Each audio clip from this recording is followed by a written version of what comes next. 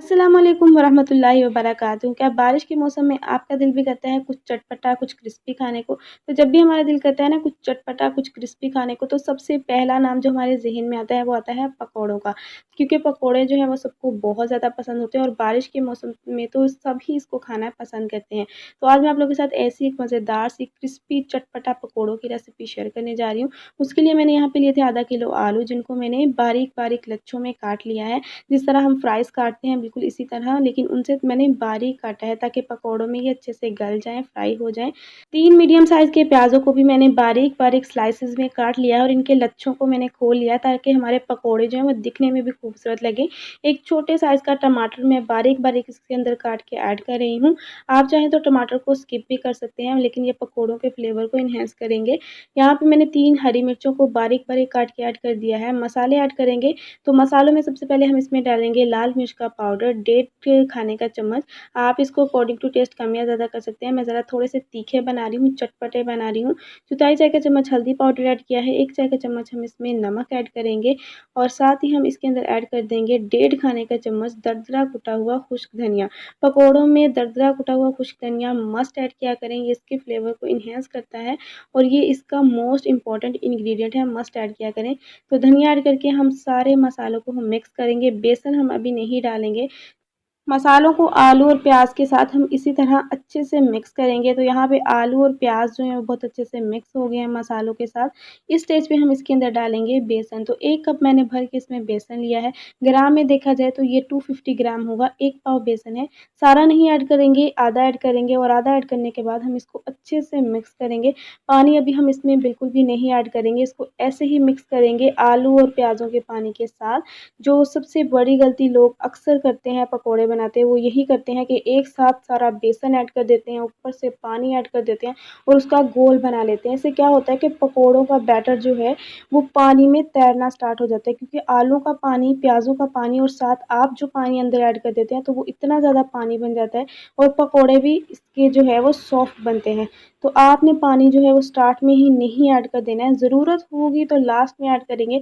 अभी हमने जो पहली बार में बेसन ऐड किया था वो डाल के हमने इसको अच्छे से मिक्स कर लिया है और ये जो बाकी बचा हुआ बेसन था वो भी हम इसके अंदर डाल के इसको अच्छे से मिक्स कर लेंगे।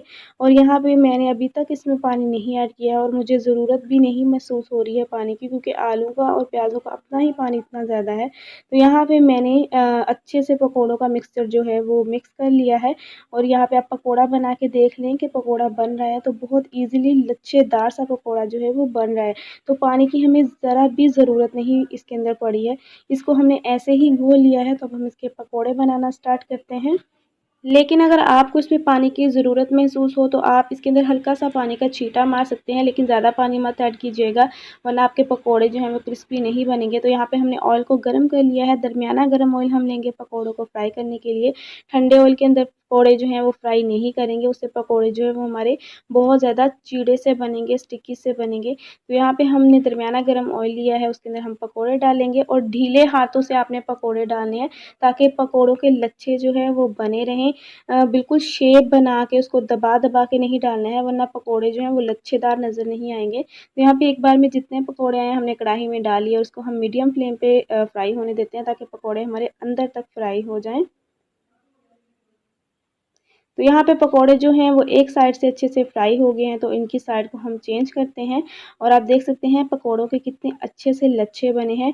ये पकौड़े जो हैं वो दिखने में भी खूबसूरत लगते हैं और इनका टेस्ट भी बहुत ज़्यादा होता है। तो आप लोग ज़रूर मस्ट इसको ट्राई कीजिएगा और जब तक पकौड़े फ्राई हो रहे हैं, अगर आपने मेरे चैनल को अभी तक सब्सक्राइब नहीं किया हुआ है तो फटाफट से सब्सक्राइब कर लें बेल आइकन के साथ, ताकि मेरी आने वाली हर न्यू रेसिपी सबसे पहले आप तक पहुँचे। तो यहाँ पे पकौड़े जो हैं वो हमारे दोनों साइड से हल्के-हल्के गोल्डन ब्राउन हो गए हैं, हल्के-हल्के फ्राई हो गए हैं, तो इस स्टेज पे हम इनको क्रिस्पी करेंगे।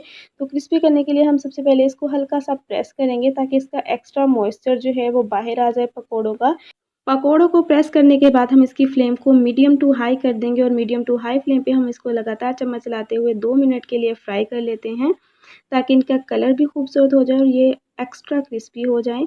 2 मिनट हो चुके हैं, यहाँ पे आप पकौड़ों की लुक देख सकते हैं कितना चेंज है पहले वाली लुक में और अब वाली लुक में। तो ये बहुत ज़्यादा क्रिस्पी हो गए हैं, बहुत ही खूबसूरत कलर इनको आ चुका है। तो अब हम इनको टिश्यू पेपर के ऊपर प्लेट में निकाल लेते हैं ताकि इनका एक्स्ट्रा ऑयल जो है वो ऑब्ज़र्व हो जाए टिश्यू पेपर में। और इसी तरह हम बाकी के सारे पकौड़े फ्राई कर लेते हैं। उसके बाद मैं आपको इसकी फाइनल लुक दिखाती हूँ और आपको दिखाती हूँ कि ये कितने क्रिस्पी बने हैं। तो तैयार है मज़ेदार से क्रिस्पी लच्छादार पकोड़े। आई होप आप लोगों ने आज की रेसिपी को एंजॉय किया होगा। बहुत ही टेस्टी बने हैं, आप लोग भी ज़रूर इसको ट्राई कीजिएगा और अगर आपने आज की रेसिपी को एंजॉय किया है, थोड़ा-सा भी एंजॉय किया है तो फटाफट से लाइक कर दें। तो यहाँ पे मैं आपको एक पकोड़ा तोड़ के दिखाती हूँ कि ये अंदर तक कैसे फ्राई हुए हैं, कितने अच्छे से अंदर बिल्कुल भी मॉइस्चर नहीं है, बहुत ही क्रिस्पी बने हैं। और ये पहली बाइट आप लोगों के लिए, आप लोग खा के मुझे टेस्ट करके बताएँ कि आपको आज की रेसिपी कैसी लगी, आपको ये पकोड़े टेस्ट में कैसे लगे हैं। मिलते हैं नेक्स्ट ऐसी ही मज़ेदार सी, यूनिक सी, सिंपल सी, टेस्टी सी रेसिपी के साथ। तब तक के लिए मुझे दीजिए इजाज़त। अल्लाह हाफ़िज़।